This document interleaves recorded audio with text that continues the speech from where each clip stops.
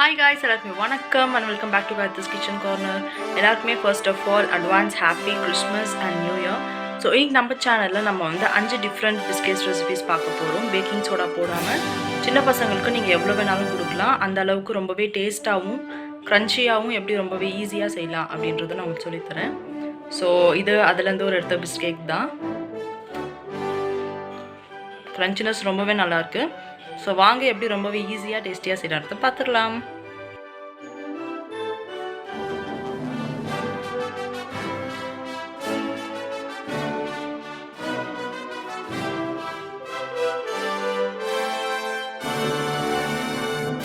Steel plate எடுத்துக்கோங்க. அதில் first நம்ம நெய் இல்லைனா பட்டர் வந்து ஈவனாக இந்த மாதிரி பேஸ்மெண்ட்டில் ஸ்ப்ரெட் பண்ணிடலாம். அப்போ தான் பிஸ்கெட் நமக்கு ஒட்டாமல் வந்து கரெக்டாக வெந்து வரும்.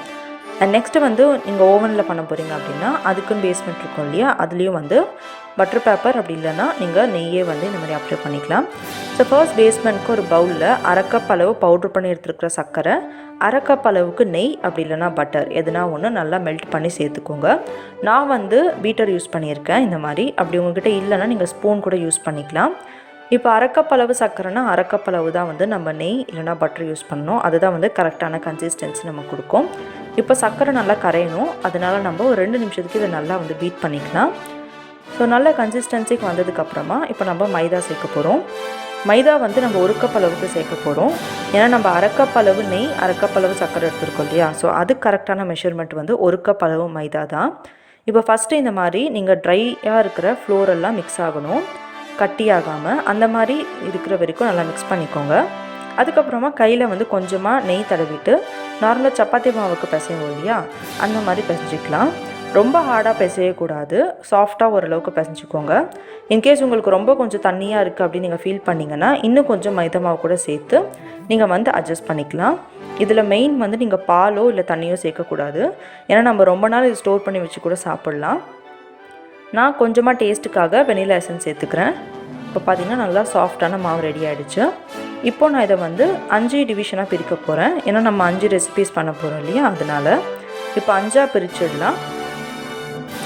ஸோ ஃபர்ஸ்ட் ரெசிபி என்ன அப்படின்னு பார்த்தீங்கன்னா கோகோ பிஸ்கெட்.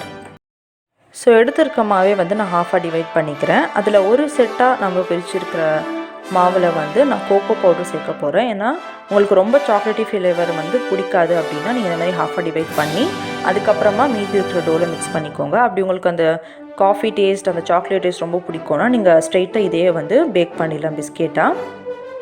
இப்போது நமக்கு கோகோ பவுடரோட டோ ரெடி ஆகிடுச்சு. ஸோ நான் நெக்ஸ்ட்டு வந்து நார்மலாக இருக்கிற அந்த மாவு பேஸ்மெண்ட்டில் இந்த சாக்லேட்டை வந்து ஈவனாக மிக்ஸ் பண்ண போகிறேன். அண்ட் இது பார்த்தீங்கன்னா உங்களுக்கு ஒரு டிஃப்ரெண்ட் கலர்லேயும் தெரியும். சின்ன பசங்களுக்கு வந்து ரொம்ப இன்ட்ரெஸ்டிங்காக இருக்கும் சாப்பிடும்போது. இப்போது இது ஈவனாக வந்து இந்த மாதிரி ஃப்ளாட்டாக தட்டி விட்டுருங்க. அண்ட் நான் வந்து ஷேப்பர் யூஸ் பண்ணியிருக்கேன். உங்களுக்கு அப்படி ஷேப்பர் இல்லை அப்படின்னா உங்கள் வீட்டில் இருக்கிற வாட்டர் பாட்டில் மூடி அப்படி இல்லைனா எதனா டிஃபன் பாக்ஸோட மூடி சின்னதாக இருந்துச்சுன்னா நீங்கள் அது கூட யூஸ் பண்ணிக்கலாம். இப்போ பார்த்தீங்கன்னா ஷேப்பரில் இந்த மாதிரி ப்ரெஸ் பண்ணதுக்கப்புறமா சைடில் இருக்கிற மாவெல்லாம் ரொம்பவே பொறுமையாக ரிமூவ் பண்ணுங்கள். ஏன்னா நம்ம அதை ரிமூவ் பண்ணும்போதும் சேர்த்து நம்மளோட ஷேப்பரோட மாவு கூட வர சான்ஸ் இருக்குது. அதனால் ரொம்பவே பொறுமையாக பண்ணுங்கள். அண்ட் அடிக்கடி கையில் வந்து எண்ணெய் அப்படி இல்லைன்னா நெய் கேர்ஃபுல்லாக வந்து நீங்கள் அப்பப்போ தடவி பண்ணால் மட்டும்தான் உங்களுக்கு ஷேப் ஒழுங்காக கிடைக்கும். ஸோ நான் கத்தியில் எடுத்துருக்கேன் இல்லையா, நான் கத்திலையும் வந்து நெய் அப்ளை பண்ணி தான் எடுத்திருக்கேன். ஏன்னா அது ஒட்டிக்கும் மாவு மைதான்றதால. ஸோ நெக்ஸ்ட்டு பார்த்திங்கன்னா ஜீரா பிஸ்கெட். சீரகத்தை வந்து ஒரு 30 செகண்ட்ஸ்க்கு லோ ஃப்ளேமில் வறுத்துட்டு அதுக்கப்புறமா சேர்த்துக்கோங்க. அப்போ தான் க்ரன்ச்சியாக இருக்கும். இப்போ அதையும் மாவு நல்லா பிசைஞ்சிட்டு உங்களுக்கு எந்த ஷேப்பில் பிடிக்குதோ நீங்கள் ஷேப் பண்ணி எடுத்துக்கோங்க. மெயின் வந்து மாவை வந்து காய விட்டுறாதீங்க, அது ஓரளவுக்கு சாஃப்டாகவே இருக்கணும். அண்டு சைட்லேருந்து நீங்கள் எக்ஸ்ட்ரா மாவெல்லாம் எடுக்கும்போது கொஞ்சம் கேர்ஃபுல்லாகவே எடுங்க. ஸோ நம்மளோட ஒரு ஷேப்பாக வந்து அழகாக ரெடி ஆகிடுச்சு. ஸோ நெக்ஸ்ட் பண்ண போகிற ரெசிபி வந்து பிஸ்தா பிஸ்கெட். நான் வந்து பிஸ்தா மட்டும் தான் யூஸ் பண்ணியிருக்கேன். அப்படி உங்களுக்கு வந்து ஆல்மண்ட் அதாவது பாதாம் முந்திரியெல்லாம் விருப்பமாக இருந்தால் கூட நீங்கள் அது கூட சேர்த்துக்கலாம். ஸோ நீங்கள் வந்து ரொம்பவே தின்னாக பேஸ்மெண்ட் பண்ணக்கூடாது, ஏன்னா உங்களால் அதுக்கப்புறமா எடுக்க முடியாது. அண்ட் நெக்ஸ்ட் நான் வந்து டெய்ரி மில்கே வந்து இந்த மாதிரி துருவி கொஞ்சமாக சேர்த்துருக்கேன். உங்கள்கிட்ட டார்க் சாக்லேட் அப்படின்னா சாக்கோ சிப்ஸ் இருக்குது அப்படின்னா நீங்கள் அது கூட வந்து சேர்த்துக்கலாம். அண்ட் ஒரு முறையும் நீங்கள் இதை ரெசிபி பண்ணும்போது கீழே வந்து கொஞ்சமாக நெய் தடவிக்கோங்க. அப்போ தான் வந்து மாவு நமக்கு ஒட்டாமல் வரும். அண்ட் லாஸ்ட்டாக பார்த்தீங்கன்னா ப்ளெயினான பிஸ்கெட் இதை நம்ம பண்ண போகிறோம். ஆனால் நான் வந்து ஒரு ஷேப்காக கடைசியாக ஃபோர்க் வச்சு டிசைன் கொடுக்க போகிறேன். நீங்கள் இது சர்க்கிள் ஷேப்புன்றதால நீங்கள் அப்படியே இந்த ஷேப்பை இழுத்தாலே உங்களுக்கு கம்ஃபர்டபுளாக இருக்கும். மீதி ரெசிபி எல்லாம் பண்ணும்போது தான் வந்து உங்களுக்கு ஷேப் வந்து கொஞ்சம் டிஃப்ரெண்ட்டாக தெரியும். ஸோ இப்போ பார்த்திங்கன்னா நம்மளோட எல்லா டோவும் ரெடி ஆகிடுச்சு. ஸோ இப்போ வந்து பேக் பண்ணுறதுக்காக பேனில் உள்ள ஒரு ஸ்டாண்ட் வச்சு 10 நிமிஷத்துக்கு ப்ரீஹீட் பண்ணிவிடுங்க. ப்ரீஹீட் ஆனதுக்கப்புறமா ஒரு 10லேருந்து 15 நிமிஷம் லோ ஃப்ளேம்குள்ளே மட்டுமே வச்சு இதை பேக் பண்ணுங்கள். ஹை ஃப்ளேமில் வைக்காதீங்க. இன்கேஸ் ஓவனில் பண்ண போகிறீங்க அப்படின்னா 200 டெம்பரேச்சரில் 20 நிமிஷத்துக்கு நீங்கள் பேக் பண்ணி எடுத்தால் போதும். இது வந்து நீங்கள் ஃபஸ்ட்டு பார்க்கும்போது ரொம்ப சாஃப்டாக தான் தெரியும்.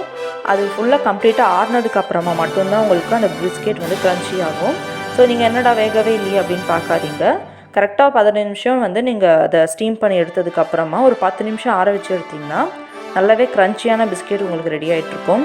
அண்ட் இந்த 5 டிஃப்ரெண்ட் ரெசிபீஸ்லேருந்து நீங்கள் எதனா ஒரு ரெசிபியாச்சும் ட்ரை பண்ணி பாருங்கள். அண்ட் ஜீரா ரெசிபி வந்து ரொம்பவே நல்லா வந்திருந்தது. அண்ட் பிஸ்தா வந்து டேஸ்ட் ரொம்ப நல்லா இருந்தது. பிகாஸ் அந்த பிஸ்தா வந்து நம்ம ஃப்ரெஷ்ஷாகவே அப்படியே சாப்பிட்ற மாதிரி ஒரு ஃபீல் இருந்தது. அண்ட் பாருங்கள் எவ்வளோ க்ரன்ச்சியாக வந்திருக்குன்னு சொல்லிட்டு.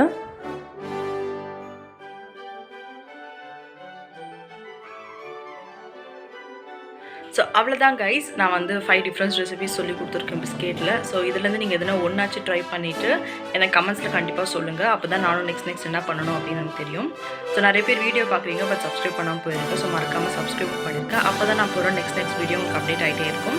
So thank you so much for வாட்சிங் கைஸ். லைக் பண்ணுங்கள், உங்கள் ஃப்ரெண்ட்ஸ்க்கு ஷேர் பண்ணுங்கள், சப்ஸ்கிரைப் பண்ணுங்கள், மறக்காமல் கமெண்ட்டும் பண்ணிடுங்க. Bye guys, take care and advance happy Christmas and new year.